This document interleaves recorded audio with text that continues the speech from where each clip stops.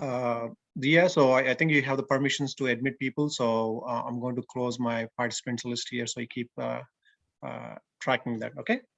Okay, I'll do that. Yeah. Okay.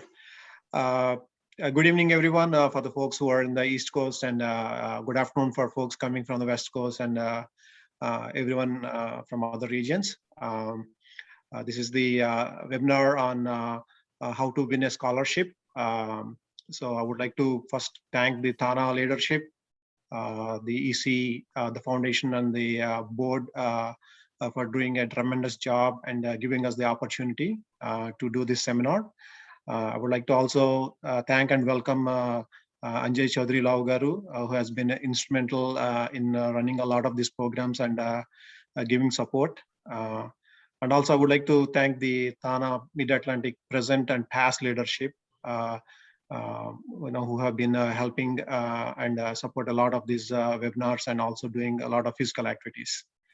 And also, I see Satish Chundrugaru, who is our past RVP. Coach Jothsna, you would know him. Yeah. Also, I would like to welcome him. And I see some TANA leadership names coming up here. So let me read their names if I can. Srinivas Gogneni Garu, welcome, Mandi. And also, I would like to thank Saroja Aganti, who also introduced Jothsna to the TANA. I know, Jothsna, you have done this seminars a couple of times, and welcome to the TANA again. Yeah, did a participant request that live transcription be enabled for the meeting? I don't know, decline, okay. So without any further ado, I would like to ask Anjay Chaudhary Garu to address the gathering. Yeah. Thank you, Sunil. Can you hear me? Yeah, I can hear you, Andy. Okay. Yeah. First of all, a warm welcome and good evening to everybody. And of course, I see that it's need of our seminar on how to win a scholarships. Of course, just not just a title or for this webinar, but if you see, we have a lot of highlights. What would be the cost for the college? What is the admission process, and how many scholarships are available? How we can take leverage, or how to plan to get the scholarships, and how to create a winning college profile. And of course, our host of today, Speaker Jothsna Kethar, is a college counselor and academic center, and she's a coach basically. So I would like to extend my heartfelt thanks on behalf of TANA, and of course on behalf of the Mid-Atlantic team, so for coming up or stepping up to to deliver this topic, which caters to the audience. As I said, it's need of hour, and day in and day out, we almost have an event on a regular basis actually, and even this weekend, this morning I'm in Raleigh for attending a TANA Team Square fundraising 5K walk, which is on ground, and we already had TANA Samskrutik Srilu this morning. Now we're having this event, and tomorrow we have a Leadership Academy, one more diversified program that helps the next generation kids. So, and as I said, in India, we serve a lot through TANA Foundation, through TANA Cares. We always come up with all the different diversified programs that helps the especially Indian community in Northern America. And of course, we have Team Square that handles all the catastrophes 24/7. So having said that, we also have another pillar which serves, of course, promotes, propagates our Telugu language and heritage and culture. So didn't want to take more time. I know people are waiting for this great seminar, but I want to thank, for anything we could come up with an idea, especially Mid-Atlantic team. They are in forefront of organizing many events that are useful. But, for this event, there is a core committee. Of course, Sunil Koganti, our RC Mid-Atlantic, and Satish Chundu, the organizer for this seminar. Ramakrishna Vasreddy, our advisor for this, TANA Education for Next Generation. And of course, Raja Kaskurti. I think he's out on vacation just for a change. He's always there for all, any event that caters to the community. Entire leadership who are present here. I could see Srinivas Goganegar and everybody else. They render their entire, whether it's EC or foundation or board, they're always at the back of us supporting for the great cause. So without further delay, lastly, I want to thank each and every of the participants, because however we plan, whatever we plan, but without you guys, the event won't be successful. So my heartfelt thanks to all the participants. You all have a good evening, good night, and good session. Back to you, Sunil. Thank you, Anjay Garu. Again, as Anjay Garu mentioned, I also like to take this opportunity to thank Raja Kaskuti, our community services coordinator, Satish Shundugaru, the seminar organizer, and Ramakrishna Vasireddy, who is the national chair for supporting these webinars. So again, I would like to thank them, and I would like to welcome our coach Jothsna Kethar. I hope I didn't mispronounce her last name. So I see a lot of participants have joined, so hopefully they can take some good input from here and hopefully win a lot of scholarships in their academic. Okay. Over to you, Jothsna. So a couple of housekeeping things. Folks, please keep on mute. And if you have any questions, you can put in the chat window, and Jothsna will introduce her team. And I think we will have a good Q&A session at the end of the thing. Okay. Yeah.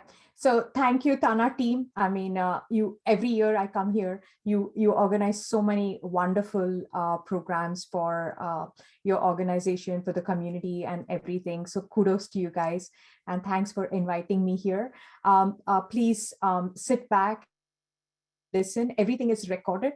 I will also send you the and you will also get access to my scholarship course. I will put everything together, so please don't worry. And also I have my wonderful intern, Dia. She's amazing. She will help with the webinar. So any question, please type away. There's nothing called a silly question. If you want to remain anonymous, you can change your name.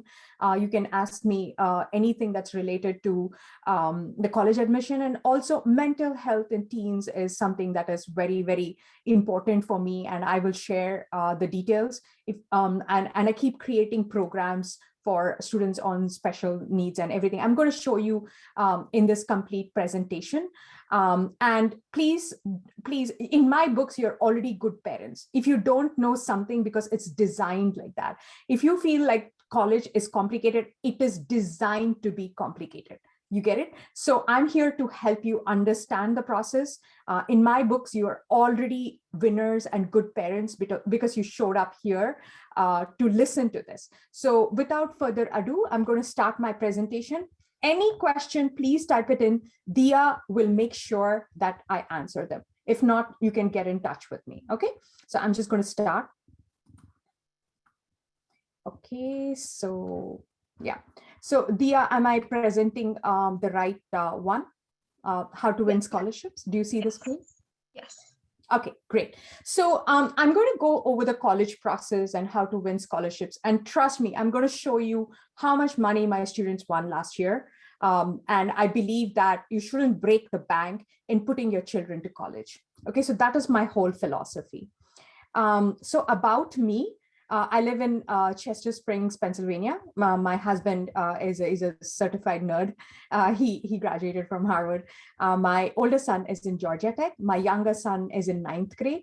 And I've had 20 years of corporate experience. I quit my job because I wasn't fulfilled. And this is what I do full time, okay? My ventures, I have Gifted Gabber, where I do all the educational for children, teens, and high school students. Gabber Girl is for women entrepreneurs. I empower them, a network, give them opportunities. Nerd Boy is my husband, IT stuff. I also have a nonprofit called Inspire Youth, where I encourage teens, if they want to like teach other teens, they are welcome. I have a nonprofit as well. If you feel like I'm speaking too fast, please type and Dia will ask me to slow down. I tend to go very fast. And also I pack in a lot of information. So please don't be overwhelmed. You will get it, okay?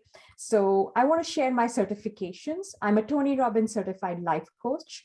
I'm a positive psychology coach in the sense I coach ADHD and kids on the autistic spectrum. That's how I started. Then I'm trained under Peg Dawson. She's a leading executive functioning coach. Executive functioning is the prefrontal cortex of the brain, okay? So in teens, what happens is it's still developing. 15 to 25 years is when the prefrontal cortex of the brain develops. But unfortunately, there's so much pressure on them. The brain is not developed, but they have to use it like planning, time management, prioritization, all that thing. So I coach study skills up. also, and I use Peg Dawson's materials. And I'm a meditation instructor. I did my college counseling from UC Berkeley. So right now, students who are doing their UC Berkeley certification, they shadow me for their practicum. So this is my certification and everything. Okay, so now I'll get to the college admissions in US. I just want to ask you, what are your thoughts? Just to break the ice, what do you feel about it? Do you think it's fair? Do you think it's complicated? Just type away. I want to hear what your thoughts are about the college process. I hear a lot that, hey, I didn't study here. I studied in India. So I'm not familiar with the process. And I was like that as well. I studied in India. So put in your thoughts, what you think about the college process and the existing situation. Okay. Now, I'm going to tell you about reality. My point of view is I don't sugarcoat anything, okay? I'm going to tell you the way it is. It is that college is a business. Unlike where we come from, Gurukul and education and everything, but here in the States, it's a business, okay? The person who can afford wins, okay? And also, the admission process is based on supply and demand. Okay, and I'll tell you different components of it. It is good to understand the college process from different perspective. I feel like knowledge is power. The more you're empowered with knowledge, the better decisions you will make. Got it? Okay, so the agenda for today, the way I'm going to go over this webinar is, first, I'm going to explain the cost of college, like how much is it going to cost you for an Ivy, for a private, and everything. Second, I'm going to discuss about the college admission process. Got it? Okay, got it. Thank you, Dia. Yeah, so the college admission process, I'm going to explain that. Then we're going to discuss about the different scholarships that are there. Got it? There are so many kinds of scholarships, even for international students on H-1 visa. I've had students on different spectrums, either on the dependent visa, green card, citizens. I also counsel students from India.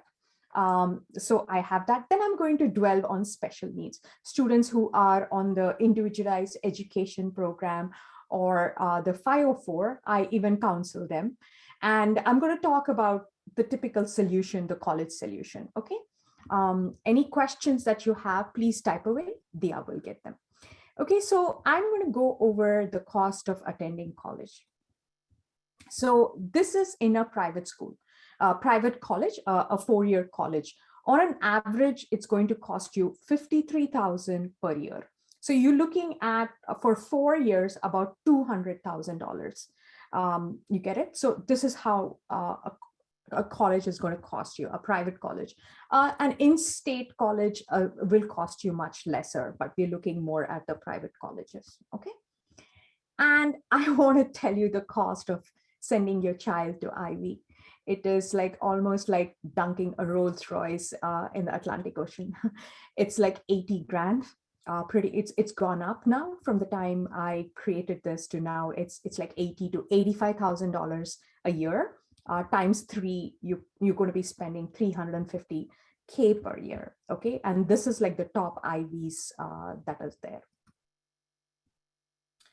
And I'm just going to show you how the cost of college has increased over years, right? It's like mind-blowing the way the cost of colleges have gone up. It's almost proportional to the cost of gas at the moment, right? It's expensive, right? It's expensive, but this is an investment that you have to do. And I'm going to show you how you can go about saving money, right? Not breaking the bank. You don't have to kill your retirement fund to put your child to college, right? So that's the thing. Now I'm going to explain to you how the process actually works, okay? Let me tell you that grades and test scores are not enough, right? I want to give you an example of myself. My brother went to the library and got me the application form for REC Calicut. It's called NITC. I studied there barely, I mean, on merit and everything. It happened like that. But in the States, there are like so many different components that are involved. And I'm going to show you what are the components in what priorities they are involved. Okay, so what are the essential questions that your college profile needs to have, or what the colleges are looking for in a student? Okay, so what are the questions they're asking? Number one, they're asking, how are your grades? Please don't be of the misconception that in the States, grades are not important. They are very, very important. Okay, grades from 9th, 10th, 11th, 12th. So 4 years, whatever you do in middle school really doesn't count because the clock starts ticking from the 9th grade. And they're asking the question, are you academically capable of learning in our institution? Okay, I give you admission, but can you survive the rigor of my college? That question you need to answer. And what unique qualities are you bringing? What is your personality? Right? What are you? Are you a risk taker? Do you get afraid when you make like failures? Something like that. They're looking at your personality of the student. Okay, and what impact have you done so far? Because whatever impact you've done so far is proportional to what you are going to do in the 4 years that you're in the college. And what is your potential? So different components of the college application, which you submit in your senior year, in the 12th grade, they need to answer these questions. This is like the overarching questions that need to come out college application. And I will down into how you convert it into the 12 components shortly. Okay, so this is how the admission process works in a private college. I'm just going to take an example of Duke because I have information from Duke. So basically what happens is a college application is received. I'm going to say a student in Texas. Okay, there is this kid in Texas and the admission officer of Texas collects the application from all the students all over Texas. And then he sifts through that. Oh yeah, this candidate is good. Oh, this guy has research. This guy has leadership. This guy has good grades. He has done this, volunteering, this, that.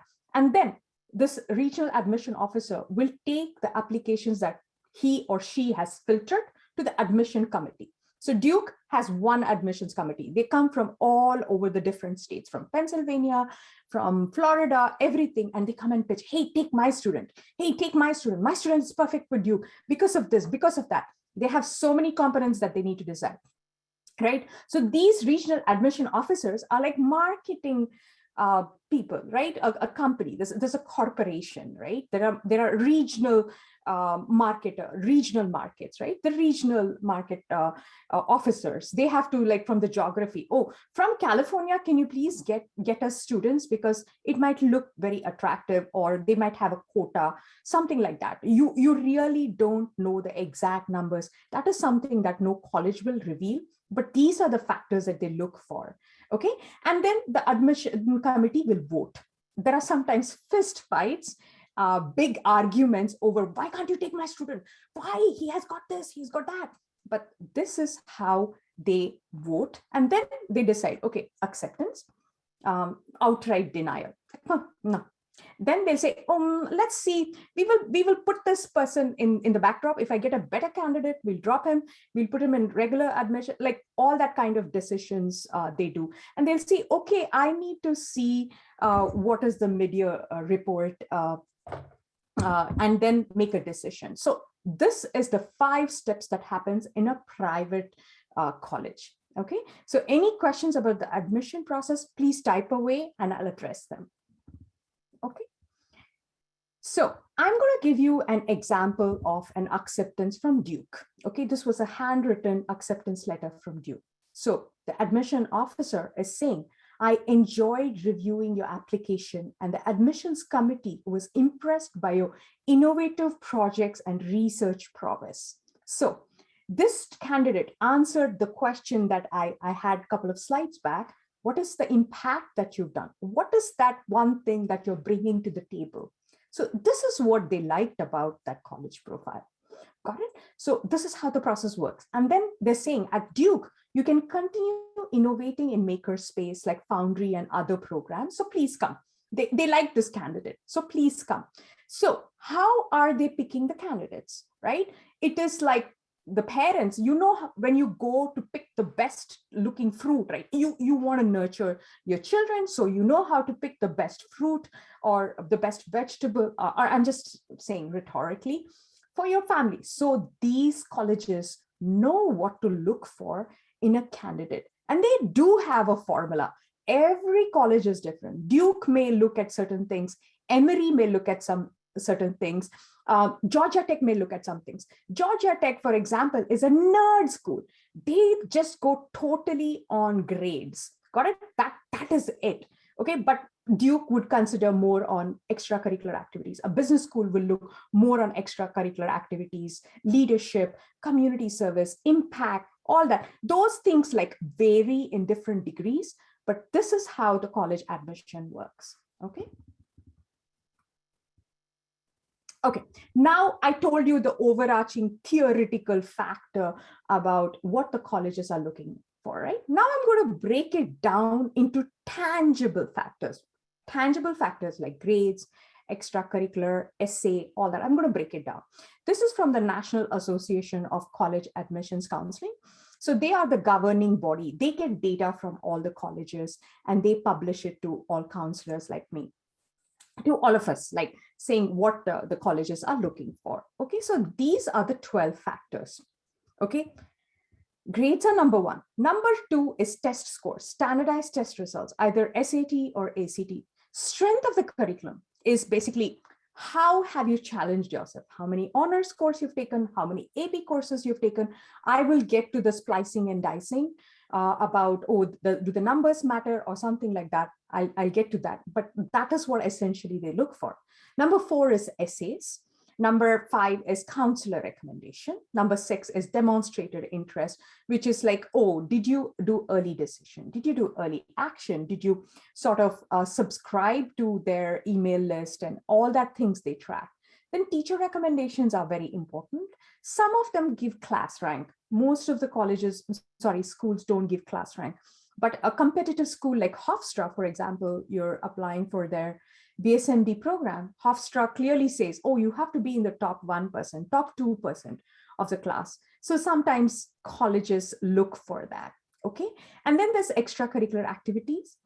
Then there is subject test scores like the AP or the IB curriculum. Sometimes there's interview, like Ivy Leagues have an interview where basically an alumni who's like graduated from the college, who's like significantly successful, will sort of interview a student, and then the graduation exam scores and everything. So these are the 12 factors in the priority that the colleges look for. Any questions about this priority, please type away. I will address them. Please type away. Don't be shy. There is not a silly question, okay? And now I'm sort of going to break it down into the grades, okay? Grades in all classes are important. Classes in the sense, if I say grades again, it's confusing. 9th, 10th, 11th, 12th. Your grades are important. They check all the grades. Then the test scores, when you take them, you can take SAT, you can take ACT. That's important. One of them, the test optional has gone. Now that coronavirus has come out, they will look at test scores. Even last year, they were looking at test scores. If it's optional, it doesn't mean that when you submit, they won't look at it. They're not test blind. Test blind are colleges that will not consider the test score at all. Okay, there are very, very few colleges that do that, but very good colleges, very good schools that you want to go and study, they always look for test scores. Strength of the curriculum is important right from the 9th grade onwards. Okay, got it. And then essay in the senior year is when you write the essay. Counselor recommendation is important in the senior year, 12th grade. The demonstrated is 12th grade. Teacher recommendation is 12th grade. Class rank, they sometimes look at all 4 years. Extracurricular activities is all 4 years. Your test scores are all 4 years. Interview is usually in the senior year. And then the graduation test scores are all 4 years. Okay, so this is the breakdown of grades. Okay, now I'm going to dig deep into each of them. I know this is scholarship, but all these add to it. I'm getting to it, right? I'm building the story here, and you need all of them to to land scholarships. Okay, grades and strength. It's basically, it counts from the freshman year, and they want to see an upward trend. Okay, upward trend. Okay, you got a B, but they want to see how you challenged yourself to go upward, right? And class rank if it's offered. So the progression is basically, of course, in the ninth grade, you're not going to be taking all kinds of APs. And also some schools only allow junior and senior year to take APs, but they like to see that in the transcript, right? That you've progressed. Got it? And then if you have that many APs in your school, like this is Downingtown where I live, they offer so many APs, then it needs to reflect subsequently in your transcript. Got it? Okay, so this is a sample transcript that I have. This crazy kid did 20 APs. Okay, you don't have to do 20 APs, but I'm just telling you that it is possible. And this is how they like to see a transcript, which is fairly clean. Okay, and then the testing formula. The second priority that we are going over is a testing formula. You have the PSAT. It's actually not a PSAT, it's National Merit Scholarship test. Okay, and when you qualify and go as a National Merit Scholar, you get full tuition in so many schools like UT Dallas, USC, you get 50% off, Boston University, you get full tuition. So that's very, very important. You take it in the 11th grade and that's when it counts. Then you can either take SAT or ACT. A lot of students ignore ACT. ACT is a fairly predictable, right? So when there is a lot of overlap. So please don't ignore ACT. Okay, a lot of my students do very well on ACT. Okay, so these are some of the scores needed by the top colleges. To qualify for national merit, you need like 1470. For a good college like Duke, you almost need like 34, 35, or you need like 1550 in your standardized test result. Okay, so these are the test scores that are required. Any questions, please type away. Then you have extracurricular activities. I'm going to dwell on them. There are three things that they look for. One is impact. Okay, what impact are you doing? And what is does it align with your passion? Okay, you just don't do it because it's a line item there. You need to genuinely show you're passionate about it, right? And if it's unique. My student extracurricular activity was she trained a parakeet. She won a lot of scholarships, okay? And she was a cashier in Macy's.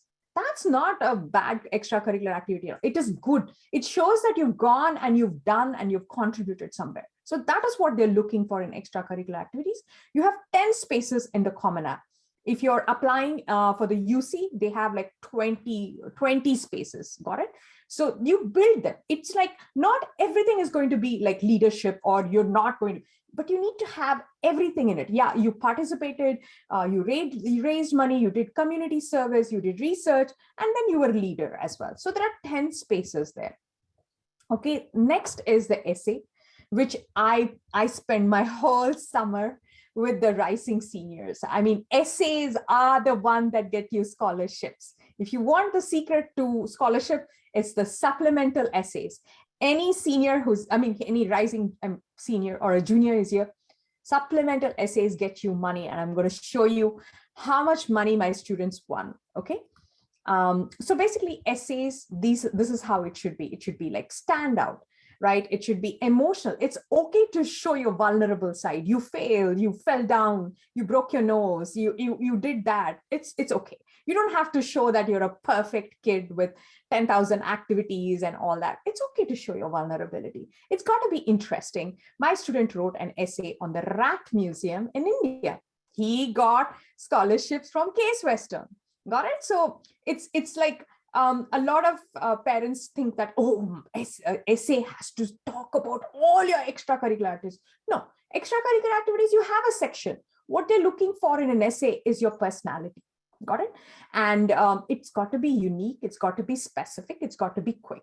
My older son, who is in Georgia Tech, used to struggle with it. He just couldn't get to the point. He would get to the point in the third or the fourth paragraph when you're like, oh, right? So it's got to be like fun because the admission officer has 6 to 8 minutes to read your whole profile, right? And if you write some serious topic, boring topic, they're not really going to appreciate it that much, right?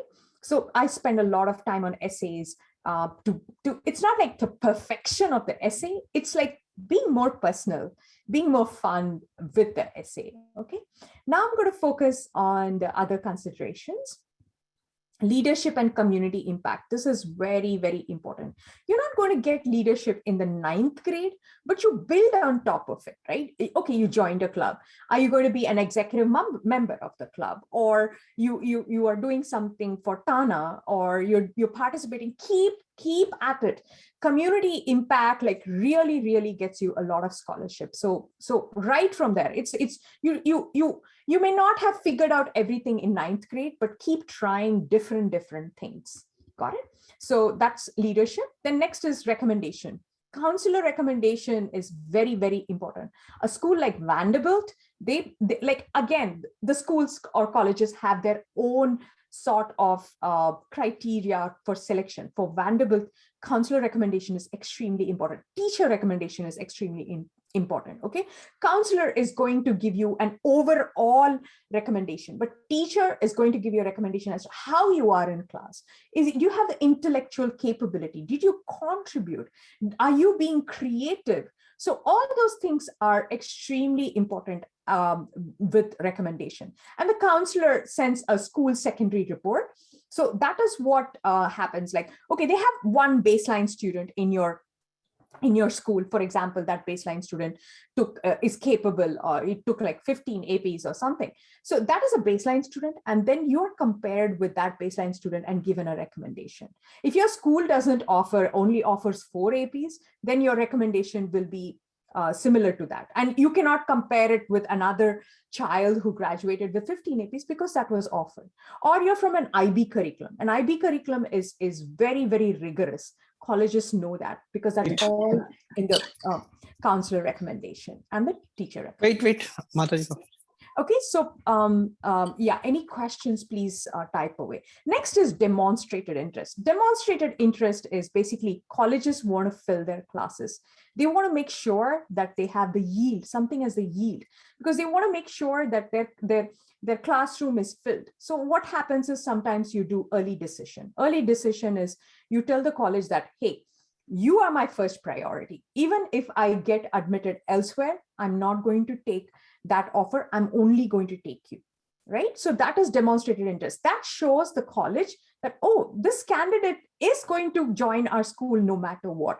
I don't have to fish for this candidate. So colleges have that also because they have to fill up, they have to get fee. I said it's a business, right? So that is what they base their decision on. And also, they want to see whether you went to their website. They want to see if you did a virtual tour with them, right? So it shows that you're genuinely interested in the college. They track everything. Like, did you put your email ID there? Are you opening their email? They've tracked everything. But some colleges don't. So the way I build my college list is, when we build the college list, we build all the requirements, like whether this college cares about all that stuff also. So there are so many components to the college admission process. If you didn't know about it, please don't think that, oh my God, I should have known about it. No, you're a parent. They've deliberately made it complicated. It is my day job. I went to school for this. I do this, so I'm familiar with it. Okay, so these are some of the components that they're going to look for. Then they're looking for internships as well. Like, okay, what did you do? It's not like you have to go to Harvard or MIT to do an internship. A simple internship in a volunteering activity also shows intent to the college. Okay, they know that there are parameters, but the team has gone out of their comfort zone and done something about it. And I offer internship programs, and I'm building an internship program as well because I know how important it is. I hired interns. In fact, Dia here, who's my admin, she's my intern. She's fantastic. She comes, she does a lot of things for me, and they're all high school students, right? And I'm working with other businesses. If you're a business, please reach out to me. I will help you build a job requirement for intern, because I have so many high school students who are very, very capable. They will come and contribute, right? But internship is like a partnership. They are not your employee.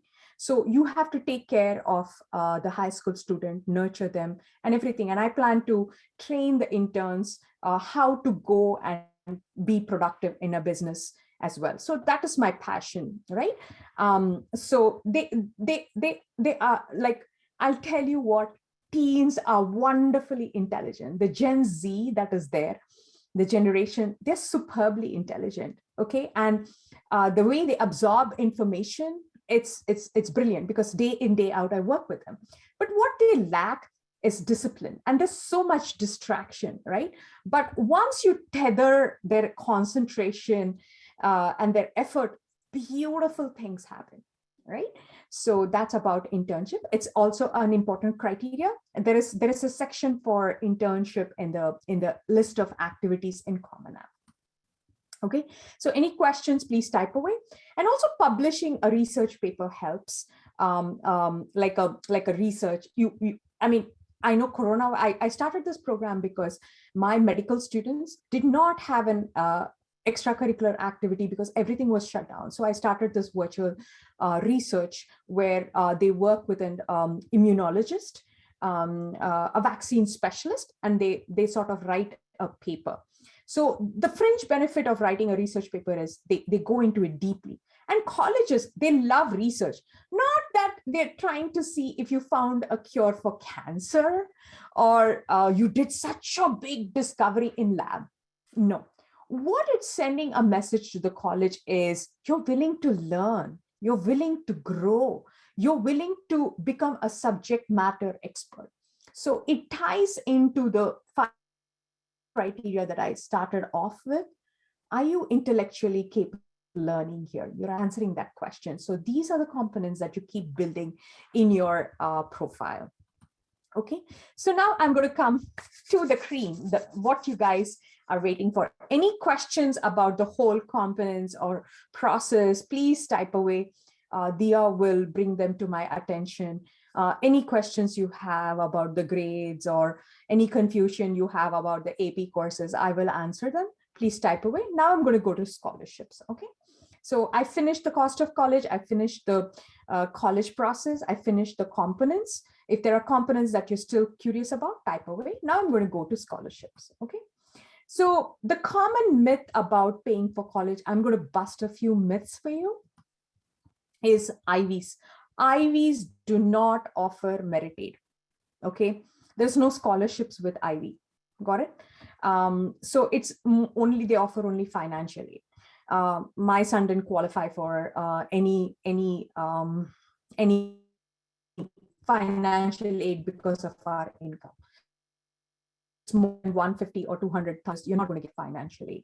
Okay, and I have students, I'm going to show you the acceptances that my students have gotten and how much they're going to be paying for college. Okay, that's the number one myth.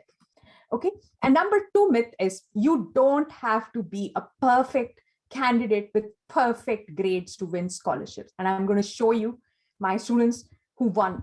All my students won, right from the cream to the not so cream, no APs, a few C's, also won scholarships. So I want to tell you that. Okay, so these are the two myths that you need to remember. Okay, now I'm going to tell you about the type of scholarships that are there.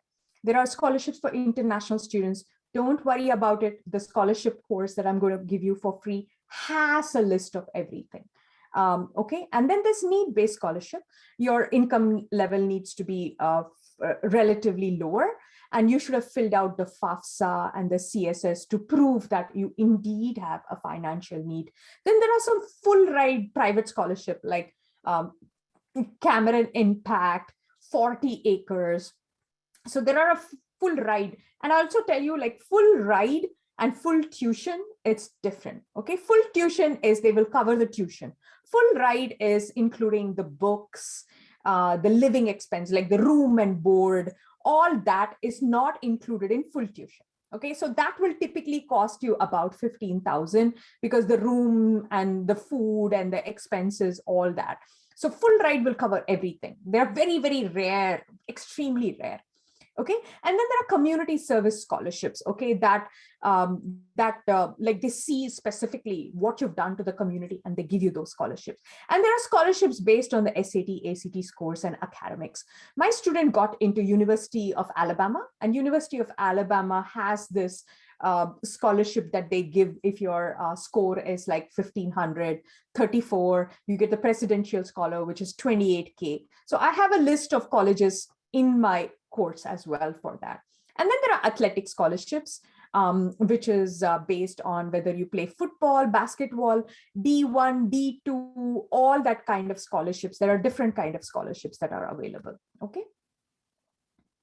There are scholarships for H-1B, green card, and citizen. And I'm going to show you my students who got in. My student, I had one kid whose green card was in process. So he was a dependent. He got scholarships as well, but he wasn't able to get admitted to certain schools like BSMD. He wanted to apply to the BSMD program, and some BSMD program says we want only citizens because later on you become an MD and you have to practice and all that. So certain restrictions are there, but there's definitely scholarship for dependent students, okay?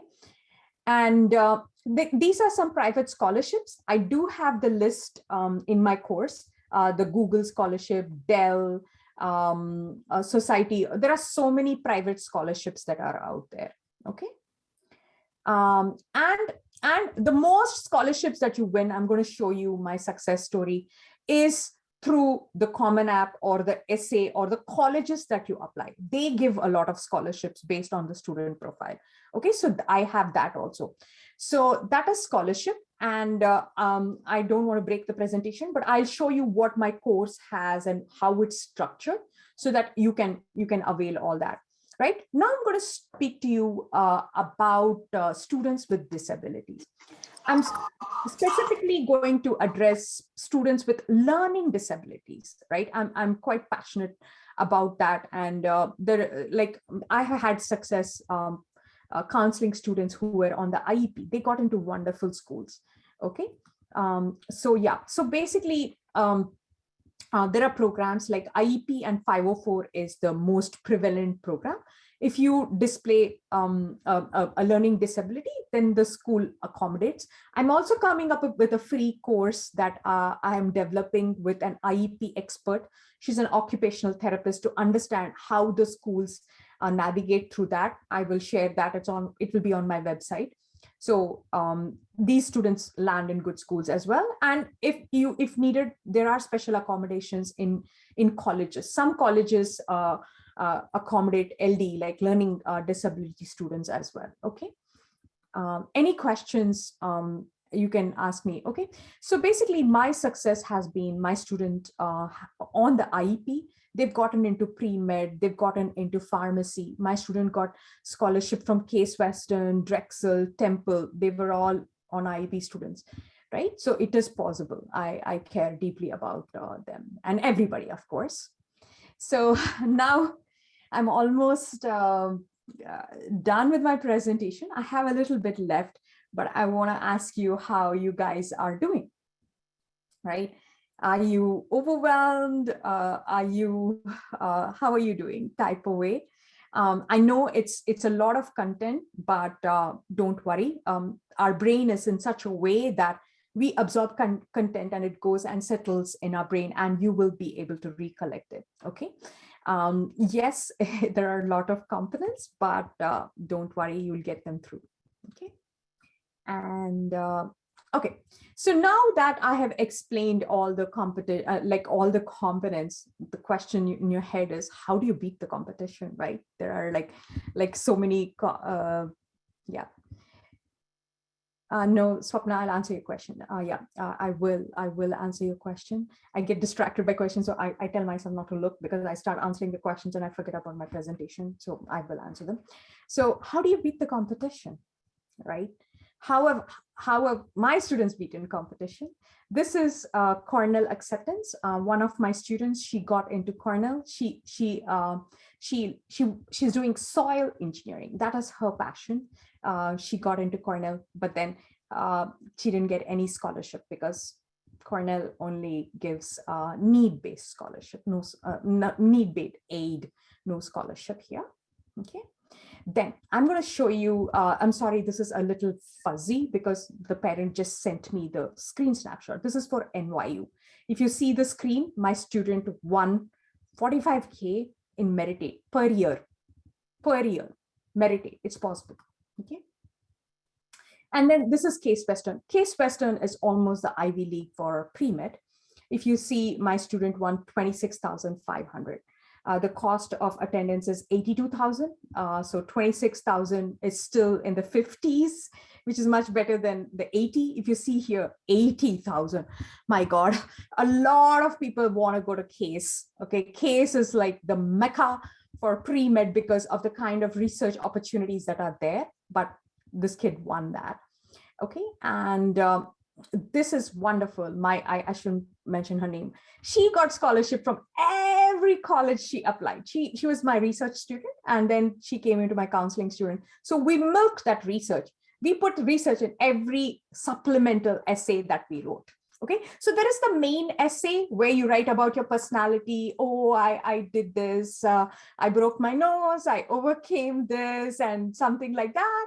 And then the supplemental essay is college specific.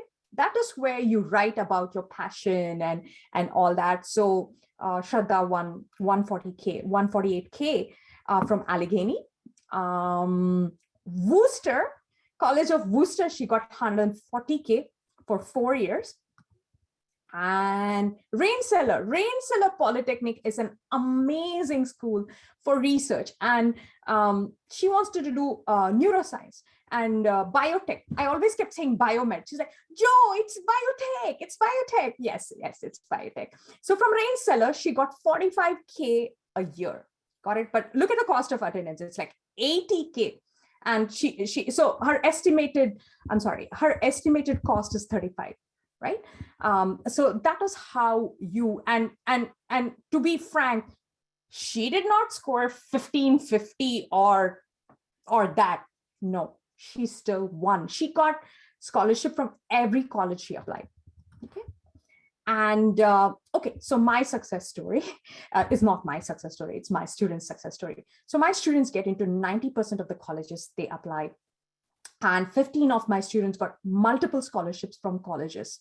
Okay, and they've gotten admitted into like nearly 110 colleges, and they've won over 2 million in scholarship money altogether, adding all together.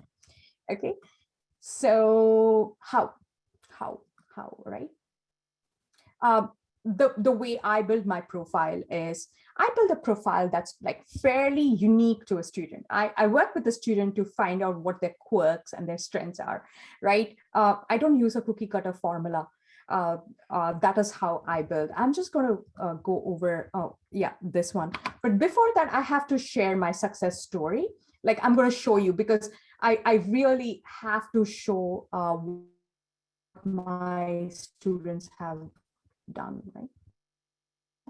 Why can't I present? I'm going to tell you each student who won. So this is, so I have a student who got into the Harvard pre-med. She also got into Texas A&M.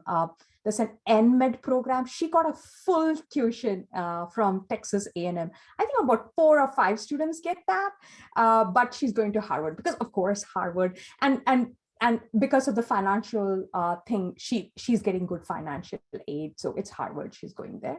Then of course the Cornell early decision she got in. Then this is the kid who is a political science student who got 43K from NYU. And also George Mason. George Mason is a wonderful school. He also got merit from University of Minnesota. Then this is my STEM student, my computer science student. He got full tuition from Ohio State. How did he get from Ohio State? Because Ohio State has a Morrill scholarship. So we wrote the supplemental essay for Morrill scholarship, and he won full tuition from Ohio State. He lives in Ohio. And I think he came from TANA last year. Yeah, I think he came from TANA last year. Yeah, he's my TANA student. Yeah, and also University of Maryland, he got good scholarship and full tuition to UT Dallas because he was in the national merit. He got into Texas A&M. Now his confusion is, where should I go? He got into UCLA and everything. Now we are just doing the balancing act. I also help with negotiating like scholarships. It's possible. My students have negotiated and gotten scholarships as well. Then I have this kid.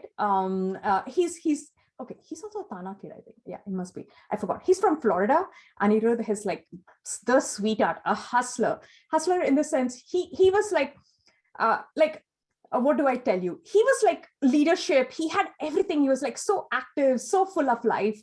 And he wanted to go to Georgia Tech. I was like, Anirudh, Georgia Tech is not the school for you. You're such a like a people person. He did like he did like business proposal and this and that. So he got into Kelly Business School. He got into Purdue Larson Leadership Program with 10K. We're trying to negotiate Kelly Business, some scholarship from there. He got into Case Western, 26K scholarship. Then Mercer, then Hult, like, and then he gets full tuition from University of Central for Florida because he's from Florida and his ACT scores were amazing, like 34 or 35. So that is how you win scholarships, okay? And then this is my student who didn't have his green card processed. So poor kid, couldn't apply to certain schools, but look at the money that he won. Nova Southeastern, he's going to go to dental plan. He got 28K a year, and he's what is that? What visa is that when you're waiting for green card? He's in that. And then he recently got Case Western as well, 16K or 26K. I said go to Case. So we are still deciding. This kid is on visa, so it's possible to win that. And this is my research kid. Like I said, she got scholarship from every single school, right? And also George Mason. I still remember the supplemental essay that we wrote. She's like, Joe, there is this astronaut, Anusha, I forgot her name, like an Iranian woman astronaut who graduated from George Mason. I'm like, oh, let's write an essay about it. Her supplemental essay was about how Anusha Ansari was her idol. She won money again from that. So supplemental essays win money for you. Okay, and then this is my business student. There are like wonderful boutique business schools and there are some business schools, they focus on business school undergrads, Bentley and Babson. We applied to both of them, but she got into Bentley like with 20K merit. She's going there. And then she did win merit from Penn State Trice program. And Trice program will kill you with essays. Like they have like 5 to 9 supplemental essays. She wrote all of them. And she got 22K merit aid from there. And this is he got into Case Western and all the schools that he applied. Yeah, and this is my student who didn't have stellar grades. We didn't even submit her SAT or ACT scores. She got 29K from Curry School, 24K from Johnson and Bales, and from Ryder. And now she wants to go to Drexel. We're trying to negotiate to get money from Drexel, right? So that's how we build that. And then we have Jyoti. I'm not supposed to say that. I'm sorry. No, Joe. She got merit aid like 6K from Caldwell. And yeah, so it keeps going on and on and on. Yeah, this is my pre-med student. She just called recently. I've not updated it. She got into the Augusta BSMD program. So I do the medical track as well. There is the BSMD program, which is the direct MD program, where you apply in the 12th grade, you get accepted for all 8 years. Okay, so those programs, the acceptance rate is like 1 to 5%. Okay, so I work a lot on that. So she got into the Augusta BSMD program. She's an Atlanta resident. She will get this Zell Miller scholarship because her standardized test scores were very good. She also got scholarship from University of Alabama because of her scores. Mercer, she got accepted to Georgia Tech. She's not going there. She got accepted into University of Georgia. So a BSMD is a 2-step, actually it's a 3-step process for the direct medical program, right? First, you get accepted into this college. then you write another application to get into the medical program. Then you have an interview, which is the mini medical interview. You have to clear all that to get into the BSMD program, right? So that's another webinar on its own that I conduct, right? Because there's so many options for that. Okay, and then this is my student from India. He's an art school. He got into all these wonderful schools. He got 18K from merit, and I had the parent contest or ask for more money, and the mom texted me today saying they got more money, yay. So that is the way I work with my students. I'm sorry, this is my nonprofit. So I'm going to go back to it. So I'm just going to quickly go over what my business is. It's called Gifted Gather. The website is there. Dia, you can post the website, and I'll just quickly tell you that I mean, I'm not in the corporate world. I can just create any program I feel is relevant to teens, and I have done that for grade 11 at the moment. I'm not taking 9th and 10th graders because I'm going to get very busy with the 11th and 12th college admissions. So this is what I have. I'm sorry, it runs 2 pages. So basically, this is my junior counseling program where I pretty much cover everything. And I have the best resource. I have ex-admission officers in my team who review the essays, right? Because they see it from an admission officer point of view. It's not like it's not like a literature. You don't need to be a master in English literature. Your essay has to be talking about your personality. Then for grade 12, I help with admission, like making the final decision, doing research, like financials, like how to contest for financial aid and everything. That's my India student that I did, and all that, like I do that. Then I also offer internships. Right, I have about 3 or 4 internships that students help with my business. Then if you are a business owner, please get in touch with me. I'm going to train you to absorb high school interns. They are wonderful resources that are going to help you with your business, right? So like, for example, Dia is contributing. I have so many interns who come and help me with my social media. They do a lot of research. Could you say that again? I'm sorry. They do a lot of research for that. So that is my future plan. Then I have a professor, a vaccine specialist and immunologist who runs her research.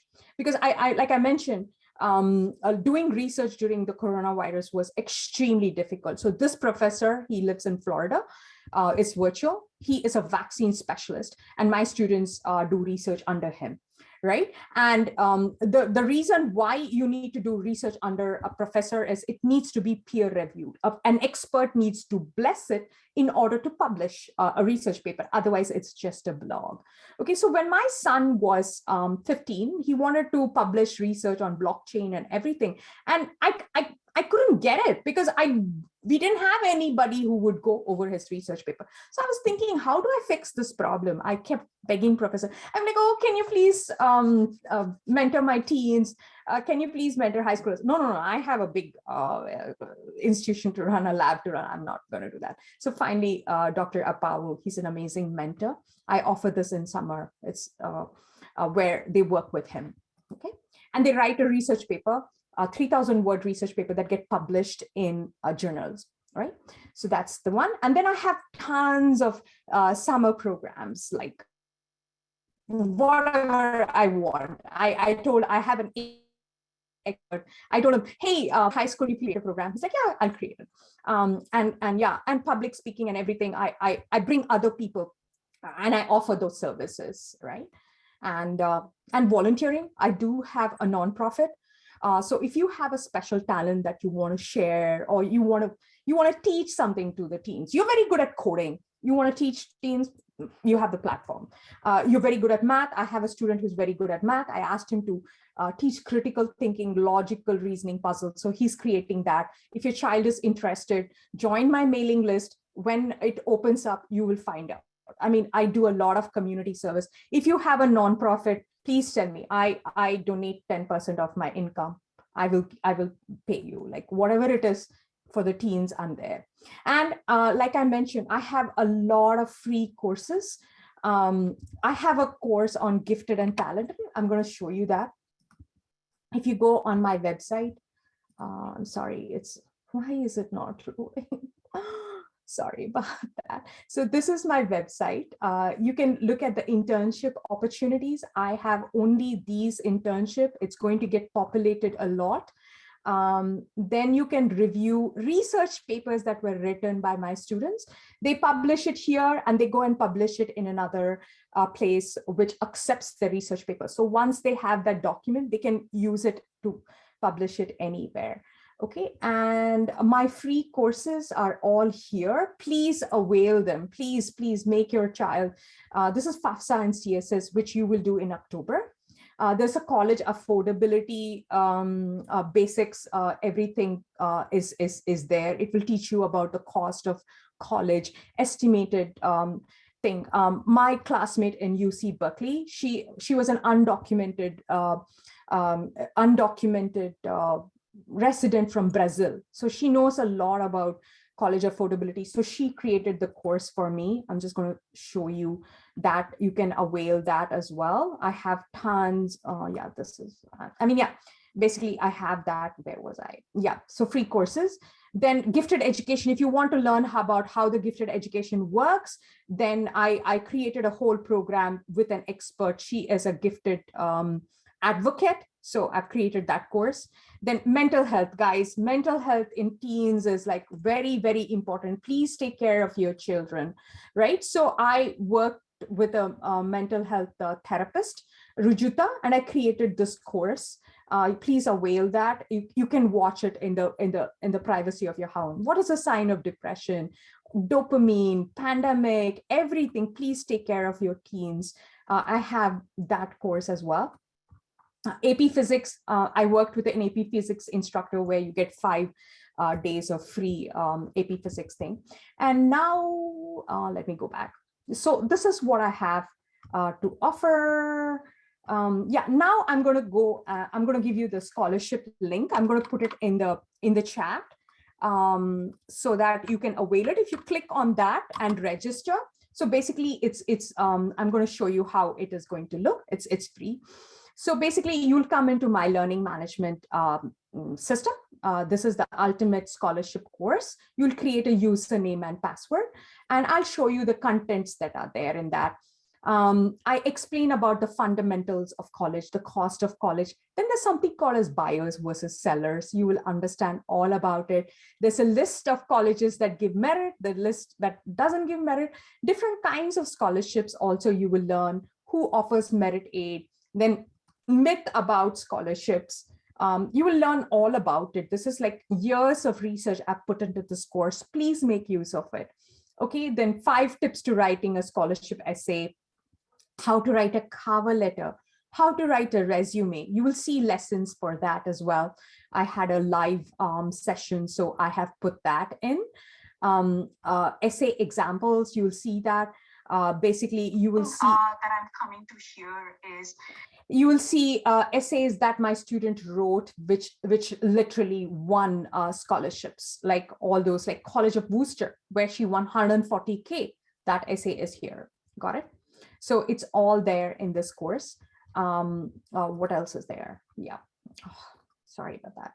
Yeah. So it's like, oh my God, I'm so sorry. It's just all over the place. Yeah. So there's a lot of content. Like I said, people just, my marketing consultant, he's like, you kill people with content. Okay. Why do you do that? I'm like, no, I have so much to share. So please don't be overwhelmed. Just take your time to go over it. This tells you financial aid for international students. If you see that, I have a whole list of schools that offer international aid, like which colleges offer international aid. If it can just open it, it's all there. Okay, and that is there. And also, yeah, private scholarships. I have a whole list of scholarships here, which you can, like, what are the scholarships that are there? Atlas Shrugged, there's so many scholarships there. You will find the link for that in the course. And full ride scholarships. What are the full ride scholarships? There are a few of them. What are the criteria for them? You will see that here. Which colleges offer for full ride scholarships? You will find that right here. I'm just going to quickly go over that. Any questions, please type away. I will let you go. I know. So these are the schools that offer full ride. For example, STAMP scholarship is a very popular scholarship that Georgia Tech and University U Chicago offers. Notre Dame, University of Notre Dame. So college by college, you will see the scholarship programs that are offered. Emory has a scholarship program if you're going there for pre-med. USC has. So all that you will find in this specific course. And then scholarship based on ACT, SAT scores. There are wonderful schools. These schools, they give you, scholarship based on your SAT, ACT scores. What else is there? Yeah, the conclusion. And also, if you want to share your work, I will review your essays. If your students can post it, I will even review them. There are live recording sessions and just about everything. Okay. And if at all you need more information, this is my website.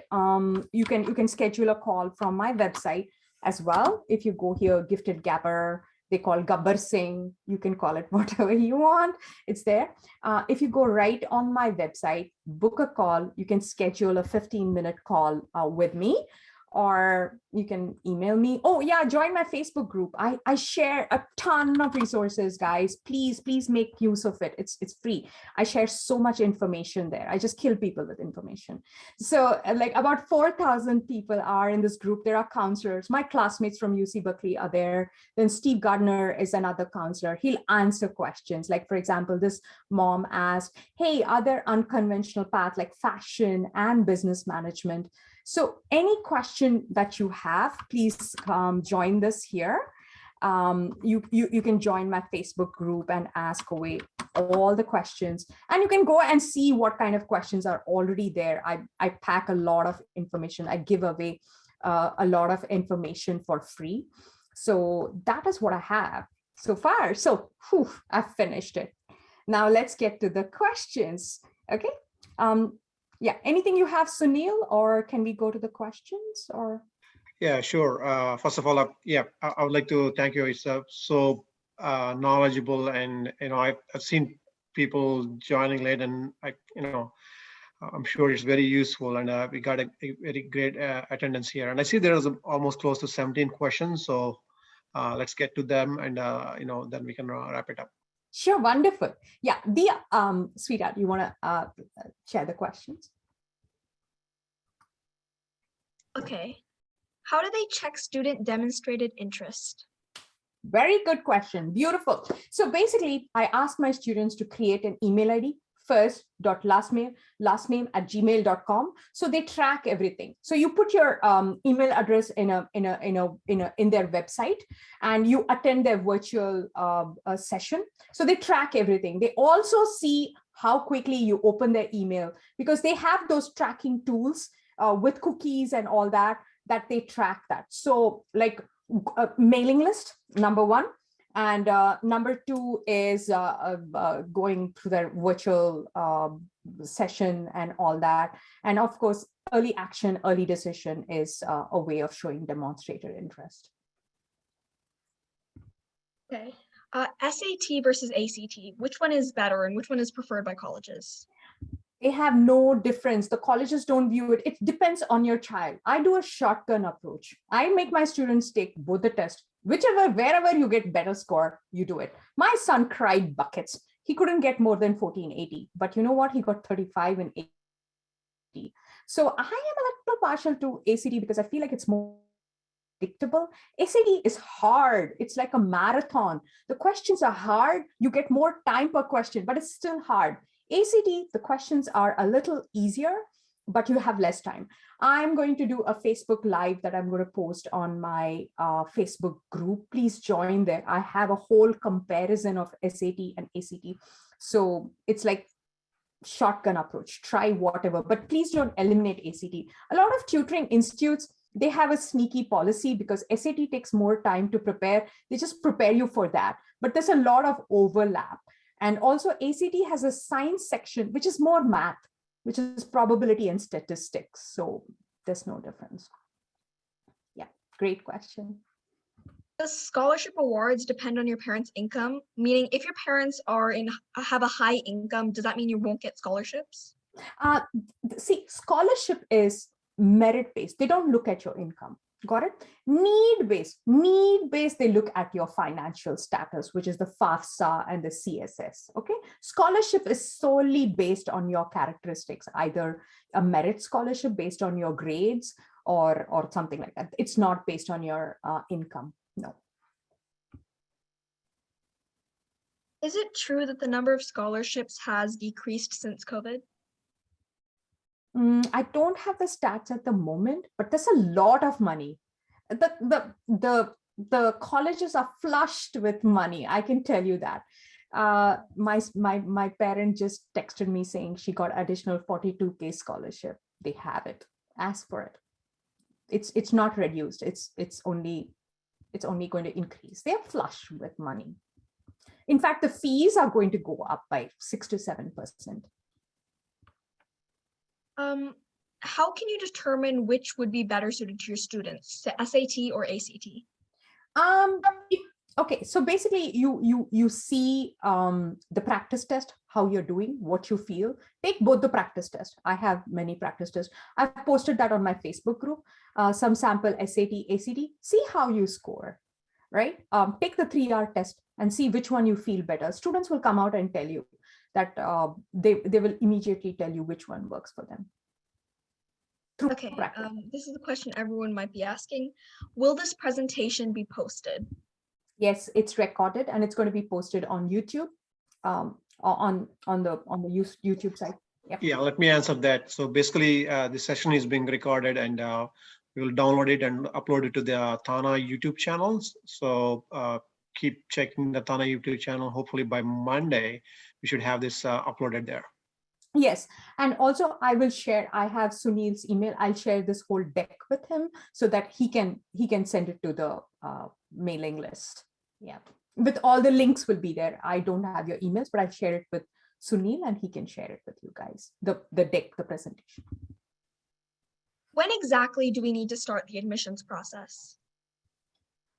See, there are two things. Preparing for college, basically looking at the grades, extracurricular activities, building the building blocks, you start from 9th grade. But the admission, the application process is during the summer of the senior year. That's where I focus on right now. I've stopped taking other students. I just focus on my 11th graders to build the college list, get their recommendations, and all the house in order to start applying. The Common App, which is the main application tool, it opens up on August 1st. So that is when we put all our applications, everything, and submit it. But it's a sum total of 4 years. I'm sorry, 4 years, yeah, 4 years. How much do your services cost if I wanted to help my kid in the college admissions process? Dude, you just put me on the spot, man. You schedule a call with me and we will discuss based on, I'm just going to give you my Calendly link and you can schedule a call with me and we will go over it. I'm just going to put that in the chat. Yeah, hold on 1 second. I'm just going to put that in the chat and you can schedule a call and go over. Yeah, and also you can check my website giftedgabber.com and join the waitlist. I will be announcing all, like I'm just did I stop sharing? I'm going to share my screen again. I'm just going to share my screen. So this is my website. You can go here. There's services. There's the summer programs. They're going to be announced shortly. They're all in the wait list. These are the summer programs that I have. The BSMD, the college essays, the college list. I have the research program. I have public speaking.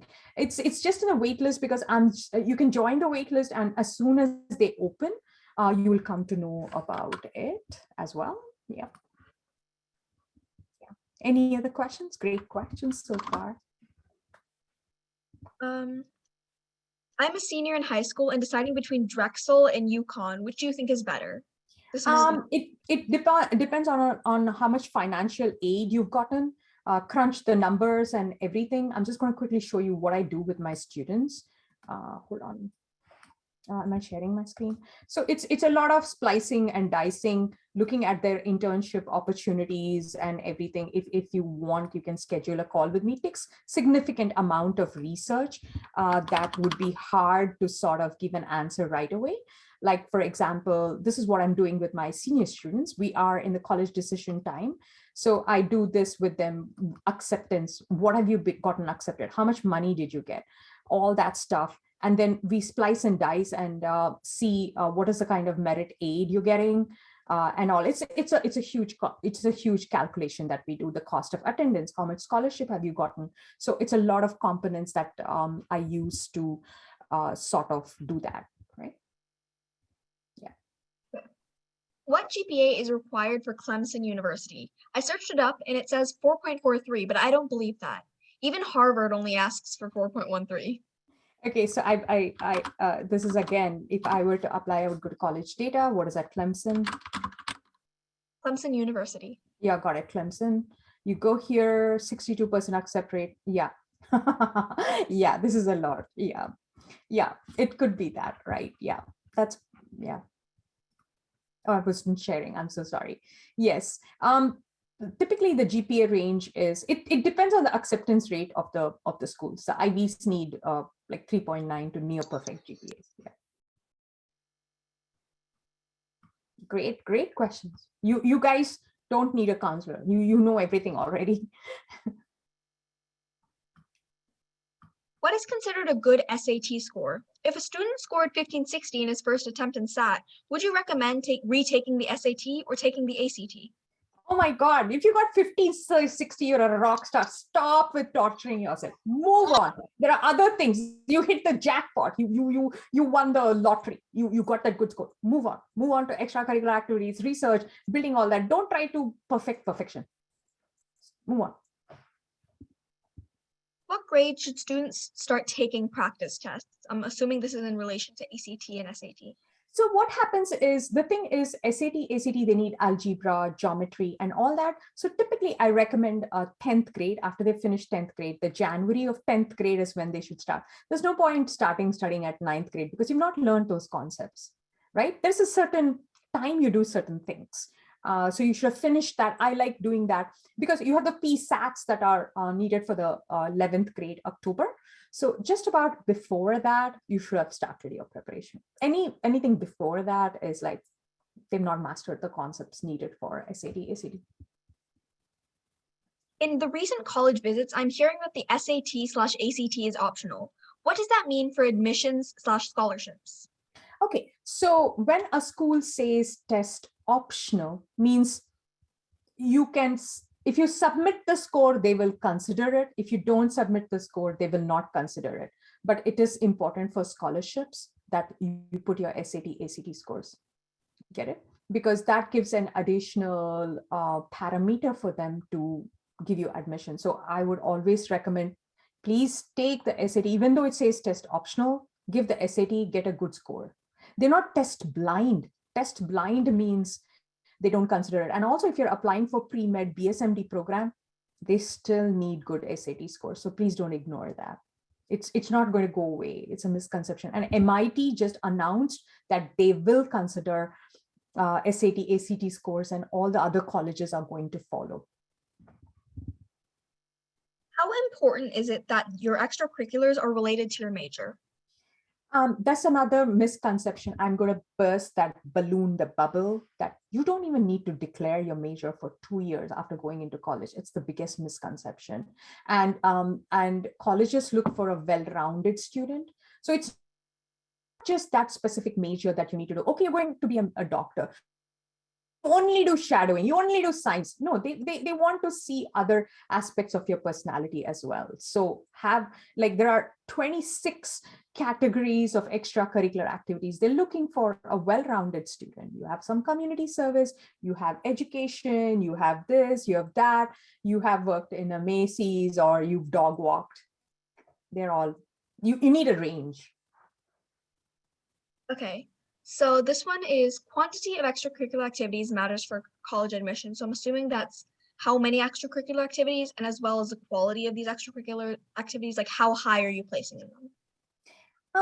See, extracurricular activities is more quality over quantity. You have 10 spaces, but you're accumulating that over 4 years, right? So it has to align with a child's passion. Their personality needs to go, right? It's not just, you don't do everything for college. You were not put on this earth to go to college, right?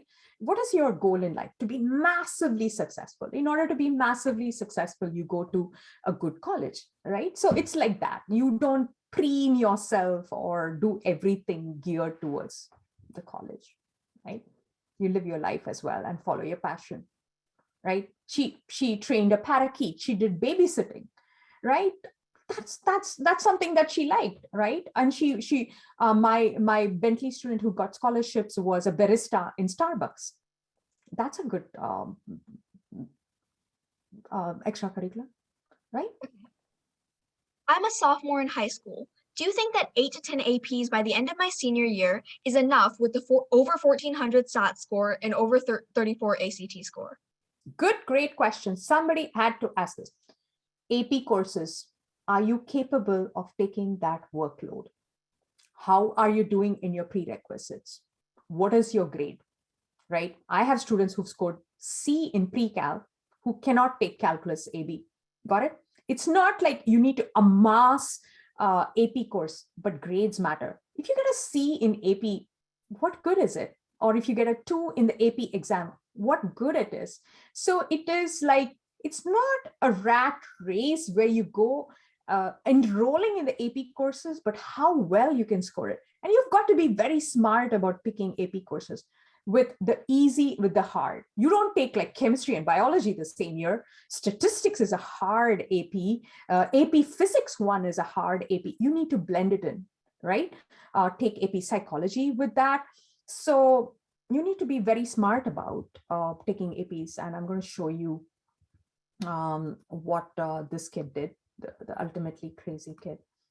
Where is it? Mm-hmm.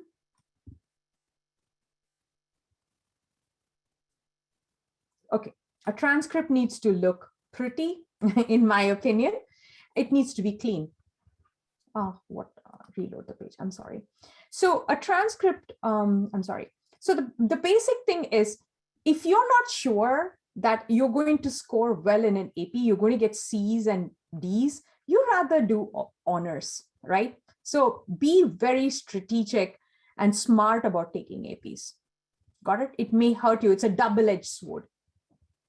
Okay. Do you have the discipline to sort of keep up with the work, right? That's something that you need to consider. Okay. My child is in 3rd year. Can we apply for any scholarships? Would you help us?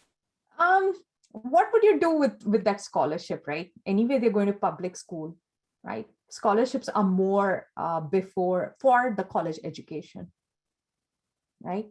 There are some scholarships, but you'll just be wasting your time applying for them, right? You need to have the GPA the university asks for, even if you're going on to a scholarship for athletics. I play football at high school right now, so I need to know.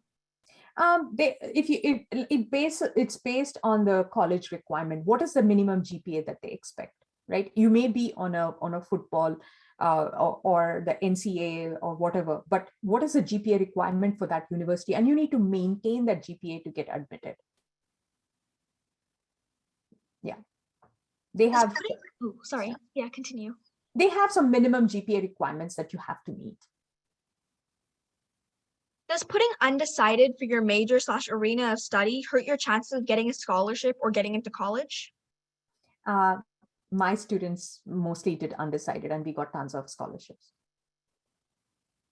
Okay. So you can go undecided up to 2 years in college. There's a common misconception that you need to declare your major. In fact, I tell my students, don't declare your major, explore. Explore, because you're 17. What do you know about what you want to do all your life, right? I'm 48. I just figured out, I've still not figured out what I want to do in life. I keep changing. I quit my corporate job. I started off as an architectural engineer. I didn't pursue that. I was in sales and marketing. I didn't pursue that. I went to IT. I didn't pursue that. Now I'm a college counselor. I haven't figured out. What does a 17-year-old know, right? Go figure out, make mistakes, explore. then declare your major. I know of students who have gone to Johns Hopkins, did one whole year and decided they didn't like it. They wasted $75,000, right, to do all over.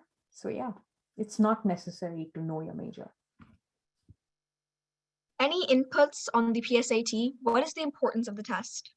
PSAT is the national merit. It's a mistaken thing that it's a pre-SAT. It's for the national merit. So that's like when you get into national merit, there are colleges that offer you full tuition, 50% off. Like UT Dallas, you get full tuition if you are in the national merit finalist, right? USC will give you 50% off.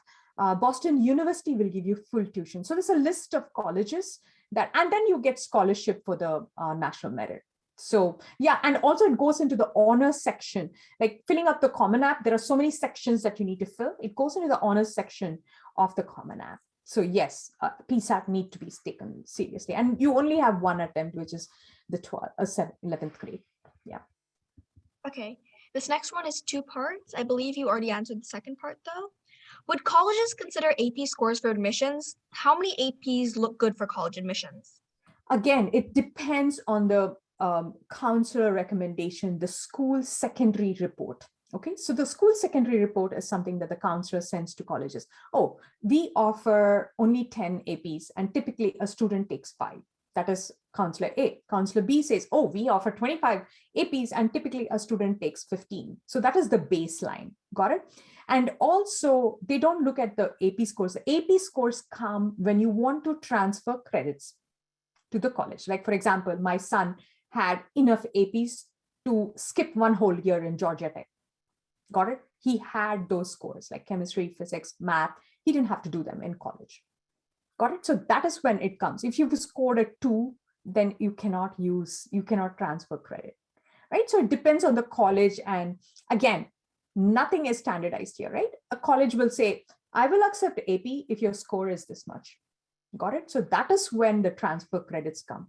And that is why I tell students, please take AP only if you are confident. Look at how you're doing with the prerequisites. If your honors biology scores are dismal and you're struggling, please do not take AP biology because it's an extension of this, right? And you're going to struggle. It's why do you have to, I mean, I'm not discouraging you, but be smart about it. I know parents, they over-engineer. Sometimes they get over-ambitious, overzealous, and they put in AP courses. AP courses are college courses. You're in high school, right? So tread carefully. Work with your counselor. Tread carefully. If you're capable of, please take it, right? This crazy kid took 20 APs. He was capable of. He was in the gifted program. He had the discipline to study. Right? And there are other kids who take 8, 10, it doesn't matter. But how well you do in them matters, right? And my students, they were not like they took 15 APs or 20 APs. They were in a whole range. They were in a range and they all got scholarships. Okay, this next one is in relation to the one where the student had a athletic scholarship. If you aren't doing a college sport, would being an athlete in high school still help? Yeah, you will be, it's an extracurricular activity, right? You're in the varsity or in the junior varsity. You did track, you did swimming. Like I said, it adds to the well-roundedness, right? You have athletics, you have fine arts, you have music, you have dance. It all adds to the extracurricular activities. It doesn't matter. You don't have to be playing like a sport in college, but it adds as an extracurricular activity. Is there any special consideration for scholarships for the students who are in the IB program in middle school and high school? No, they don't distinguish. There's no scholarship for IBs. You can the course. I haven't encountered that, but they know the rigor of an IB curriculum. IB curriculum is extremely rigorous. So they know that. They also want to see if you've gotten the IB diploma, which goes in the honors section. But it's in that factor that I told you about, right? Course rigor and all that. But yeah, so there's no special consideration. Do state colleges give preferences to the residents of their state? For example, University of California given preference to Californian residents. Of course, they get more preference because it's a state college, right? To a degree, yes. And UCs, in my opinion, sorry, I'm a counselor, but I'm not going to badmouth. They're overrated. They're overcrowded. For an out of state to go to UC Berkeley, it's like 60, 70 grand. For an in-state person, it's okay. They're overcrowded. There are like 2,000, 3,000 students in the class. Do you want that experience? You can apply. My student got into UCLA. Another student got into UC Davis. So they are good options, but it is good for a California resident because they get the in-state fee, right?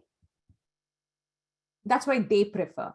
A lot of Californians who come to me, they're like, oh, I want to do UC. I'm like, please consider other colleges as well, right?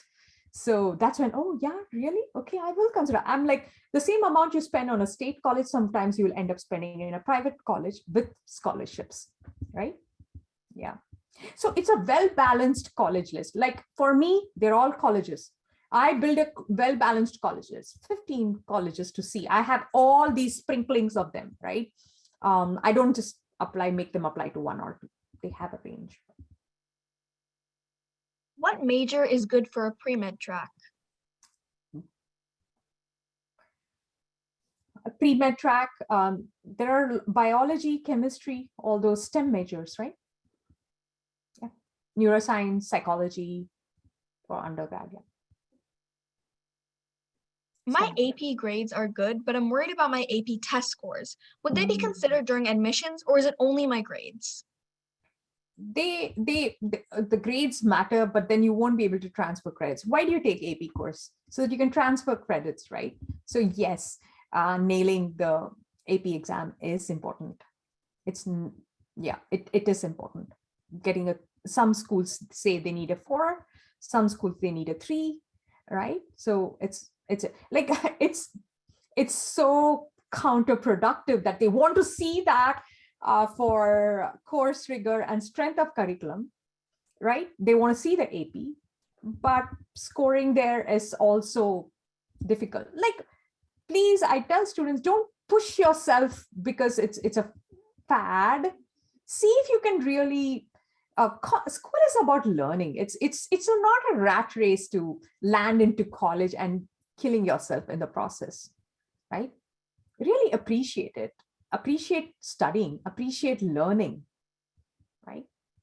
And develop skills that are needed for acing AP. That's what I teach my students. I teach them study skills. When my students come to me, they need to write a contract. 1 hour of distraction-free studying. Do you do that? Is there deep work? No distractions, right? That is very important. Where are you struggling? Talk to the teachers. The teachers will tell you exactly where they struggle. I speak to my students' teachers to figure out what areas they need to improve on. Is it the homework submission? Are you submitting your homework? Are you studying for your quizzes, right? Is there class participation? Teachers really, I've seen that teachers really put in a lot of effort, like before class, after school. Are you seeking help, right? Are you putting that extra effort, going the extra mile that is needed? Do you have the organizational skills? Are you questioning yourself? Okay, are you studying properly? 4 days before I'm going to study, 3 days, 2 days, 1 day. 1 day before the exam is not the time you learn something. 1 day before the exam is when you're revising things. So I teach all the study skills as well, right? Needs discipline. What is the best way to contact a college coach for sports? By email or handwritten? It's typically an email. These days it's email, or even calling and scheduling a call with them. Either way works. What standardized tests colleges consider for admissions? SAT, ACT. Okay. I believe I've reached the end of the questions. If anyone else has any questions, please feel free to put it in the chat. We'd rather we have your questions answered. No questions are stupid. They're all important. Follow the yeah. I have another question who privately messaged me. Does putting undecided for your major hurt your chances of getting a scholarship into college? No, it doesn't. Actually, it enhances your chances of getting in if you don't declare your major. Okay, any comment of SAT if we are part? We know that most did not look. Yes, SAT, ACT is very important. You need to still take them. Okay. Hey, Jothsna, I think we missed one question. So what happens if the grade is not that good in 9th and 10th grade, but has good grades in 11th? Yeah, like I said, like colleges like to see a progression, like if you have improved on it, right? So it's all right. Right. And I think somebody did ask, like, are we going to get the slides? The thing is, we didn't have a registration form where we have their phone numbers to email them. So if whoever asked that question, they can take my number, they can WhatsApp me, and then I can send the slides. My number 610-420-9257. Again, I repeat, 610-420-9257. And if you need the slides, please text me, and I'll once I get the slides from Jothsna, I can email or text them. Yeah, there's another question that says, do colleges prefer AP or dual enrollment classes? That's a very good question. It's not one or the other. There are sections in the Common App that you can fill up. In our school district, Downingtown, some of the APs are dual enrollment with University of Pittsburgh. So you can check with your school, your counselor. Some of the courses will have that. Like, for example, Calculus BC and Computer Science Programming in our Downingtown School District, you get a certificate from University of Pittsburgh. So yes, they do have to. Do essay prompts change every year? Not much. I don't think the essay prompts change the supplemental essays, but then the Common App itself refreshes August 1st. And my specialty, guys, if anybody asks me what is my secret sauce, it's getting the essay out of the students. Essays win scholarships. I spend significant amount of time on essays. It's my winning formula. Getting the best. I have received a few more questions.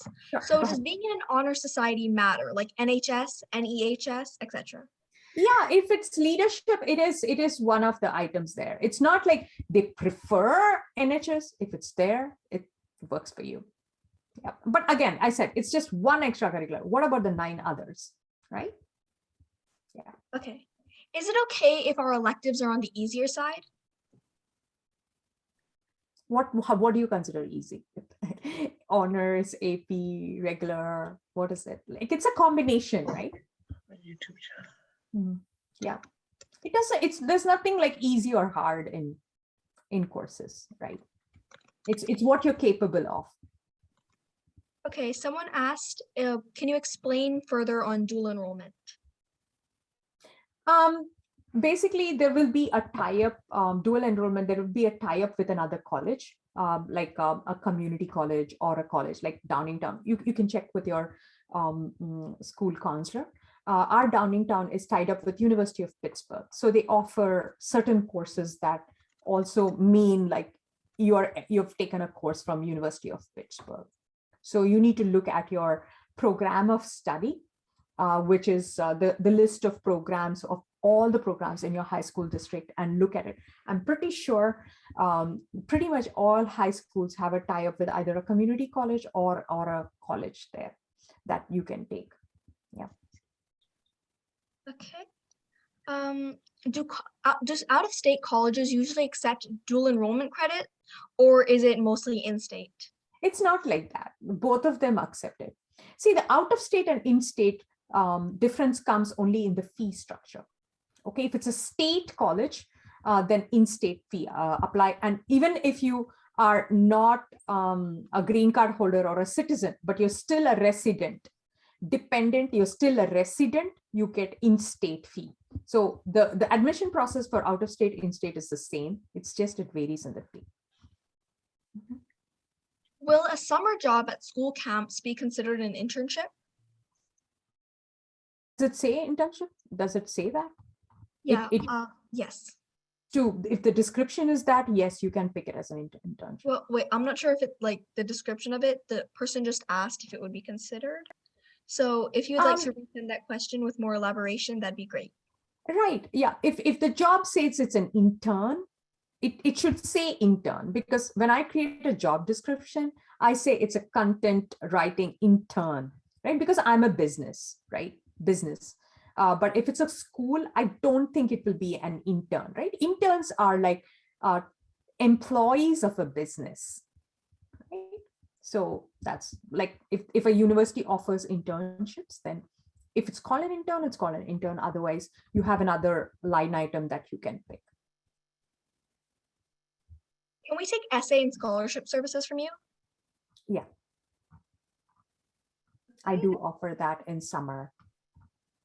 You can join the wait list. Yes, I can show you, join the wait list. Yeah, I think that's a great 2 hour, almost getting close to 2 hours, Jothsna. So thank you for the patience. And I know we have answered almost close to 40 minutes of a Q&A session. So I think at this time, I think, I think we should wrap it up. It's almost more close to 2 hours. So if anybody has any follow-up questions, I know Jothsna has shared her website, please reach Yeah, out you to can her. ask. Yeah, sorry, I interrupted you. I apologize. Any further questions that were not answered, please join my Facebook group and ask that. I apologize, Sunil. I cut you off. I apologize.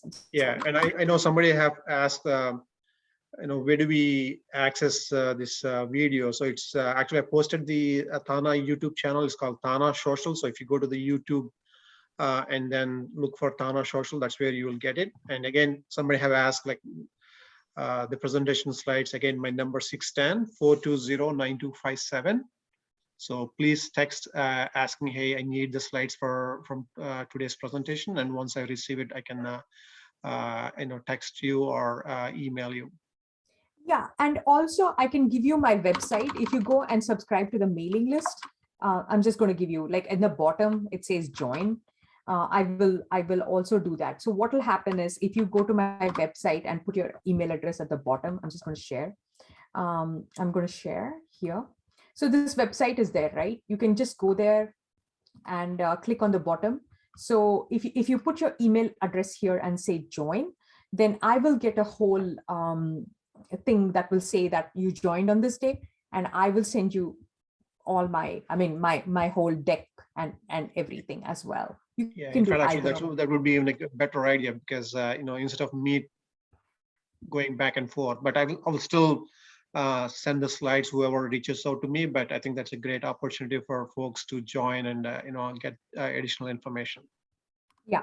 Yeah, so you can go here and just, for example, I'm just going to put my email ID, join, and I get, this is a backend thing where I'll have the whole database there, and it'll come as a spreadsheet, and I will be able to, like, for example, here, it just I'm sorry, there are a lot of people who did that. It hasn't come here, but I will be able to mail you that, definitely. Okay, and I think it's a wrap for today. Again, I would like to thank Jothsna for your valuable time and using the TANA platform to share and help a lot of the community here. And again, I think the volunteer, I would like to thank Dia Minan. So good luck, and I would like to again thank Jothsna from TANA leadership. Everyone, thanks for your cooperation. I know it's been close to 2 hours, so you all had a great seminar, I guess. And go and check the TANA channel on Monday, hopefully, maybe even before that. And I'll reply back to any of you folks who texted me. Thank you very much. And I'll stop the recording now. Yeah, and also I have posted the free scholarship. You can, when you put your username and password, you will have access to the scholarship course. Yeah. Okay. Thank you very much. Yeah. Thank you. Thank you, Dia. Thank you, everybody. I just want to thank you. Bless your family, bless your projects, bless your children, bless everything. Okay. Thank you. Okay. Thank you.